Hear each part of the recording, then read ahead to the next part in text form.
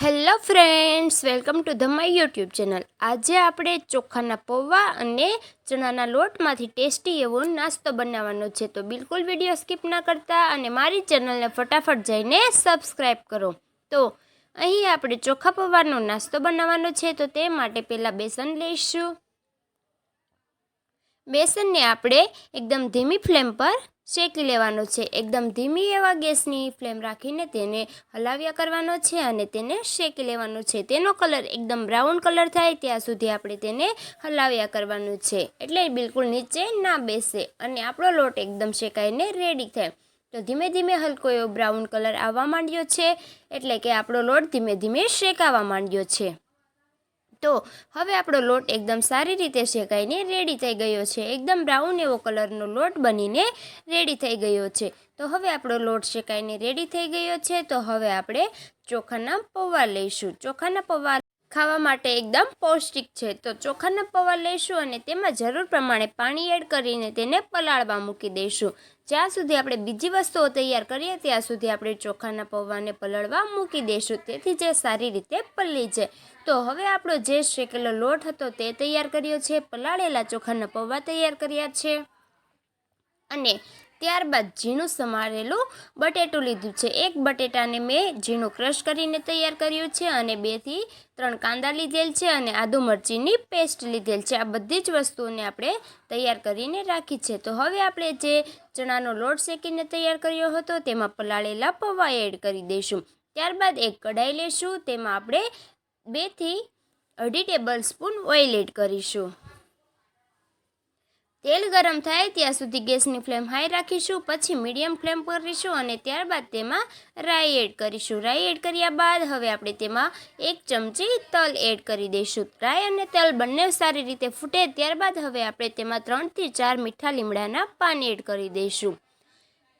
ત્યારબાદ હવે આપણે તેમાં અડધી ચમચી હળદર એડ કરી દઈશું। હળદર એડ કર્યા બાદ હવે આપણે જે આદુ મરચીની પેસ્ટ રાખી હતી તે એડ કરી દઈશું। તો આદુ મરચીની પેસ્ટ એડ કર્યા બાદ હવે આપણે તેને સારી રીતે હલાવી લઈશું। ત્યારબાદ આપણે જે કાંદાને ક્રશ કરીને રાખ્યા હતા તે એડ કરીશું અને તેને સારી રીતે હલાવી લઈશું। ત્યારબાદ આપણે ઝીણું સમારેલું બટેટું રાખ્યું હતું તે એડ કરી દઈશું અને તેને સારી રીતે હલાવી દઈશું। તો બધી જ વસ્તુ એડ કરીને આપણે તેને સારી રીતે મિક્સ કરી દઈશું। તો હવે આપણું બટેટું અને બધું ધીમે ધીમે ચડવા માંડ્યું છે, તેલ પણ ઉપર આવી ગયું છે। તો હવે આપણે તેમાં અડધી ચમચી મીઠું એડ કરીશું। તો મીઠું એડ કર્યા બાદ હવે આપણે તેમાં અડધી ચમચી મહાલક્ષ્મીનો ગરમ મસાલો યુઝ કરીશું। ત્યારબાદ તેમાં અડધી ચમચી ધાણા જીરું પાવડર એડ કરીશું અને તેને સારી રીતે હલાવી લઈશું, જેથી આપણા મસાલા છે તે બધા જ સારી રીતે એકબીજાની સાથે ભળી જાય। તો હવે આપણો મસાલો બનીને રેડી છે, તો આપણે જે પૌવા રાખ્યા હતા તેના ઉપર તે એડ કરી દઈશું। બધો જ મસાલો પૌવામાં એડ કરીને તેને સારી રીતે મિક્સ કરી લઈશું। તો બધી જ વસ્તુને એકદમ સારી રીતે હલાવીને ભેગું કરવાનું છે, એકદમ મિશ્રણ તૈયાર થાય ત્યાં સુધી તેને હલાવવાનું છે। તો હવે આપણે તેમાં લીલા ધાણા એડ કરીશું। ત્યારબાદ હવે આપણે તેને સારી રીતે હાથની મદદથી હલાવી લઈશું।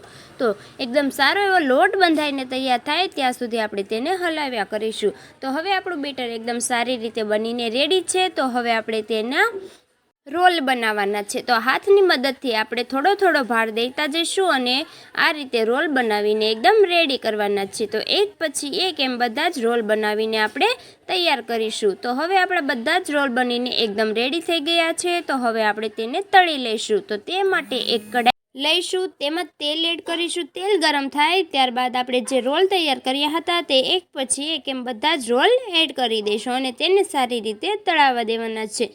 એકદમ બ્રાઉન કલર આવે ત્યાં સુધી આપણે તેને તેલમાં રહેવા દેવાના છે। તો એક પછી એક એમ બધા જ એડ કરીને હવે આપણે તેને થોડી વાર સુધી રહેવા દઈશું। ગેસની ફ્લેમ એકદમ હાઈ નથી રાખવાની, તેને લો એવી મીડિયમ ફ્લેમ પર તળાવવા દેવાના છે અને હવે આપણે તેને હલાવી લઈશું। એક બાજુથી તળાઈને રેડી છે, તો હવે આપણે તેને બીજી બાજુ તળી લઈશું। તો ફ્રેન્ડ્સ, હવે આપણા રોલ તળાઈને એકદમ રેડી છે।